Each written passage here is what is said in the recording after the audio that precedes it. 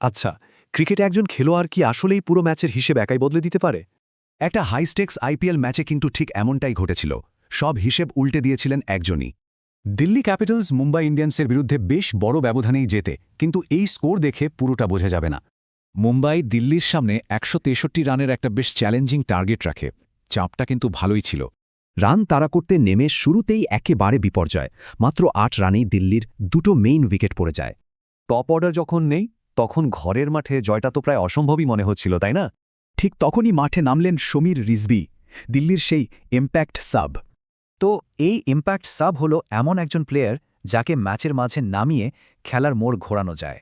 রিজভি কিন্তু প্রথমে খুব ধরে খেলছিলেন, উইকেটটা বাঁচানোর চেষ্টা করছিলেন পার্টনারের সাথে।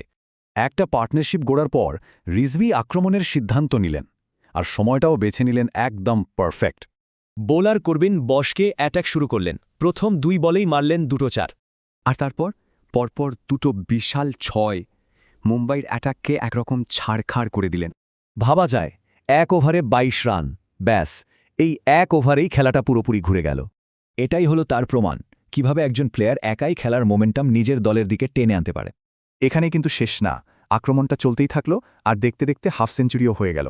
প্রতিপক্ষের ক্যাপ্টেন সূর্যকুমার যাদব তো বলেই দিলেন, ও তো আমাদের ম্যাচে ঢুকতেই দেয়নি। সেঞ্চুরিটা অল্পের জন্য হয়নি ঠিকই, কিন্তু তার করা ওই ৯০ রানই ম্যাচটা জিতিয়ে দেওয়ার জন্য যথেষ্ট ছিল। মানে রিজভি যখন আউট হলেন, দিল্লির জয়টা তখন ছিল শুধু সময়ের অপেক্ষা। আর হলোও তাই। দিল্লি ক্যাপিটালস হাতে ১১ বল আর ৬ উইকেট রেখে ম্যাচটা জিতে নিল। তাহলে এই অবিশ্বাস্য কামব্যাকের পেছনের আসল কারিগর কে? উত্তরটা নিয়ে কোনো সন্দেহই ছিল না। ৫১ বলে ৯০ রানের এই ইনিংসটার জন্য ম্যাচের সেরা খেলোয়াড়ের পুরস্কারটা সমীর রিজভির হাতেই ওঠে।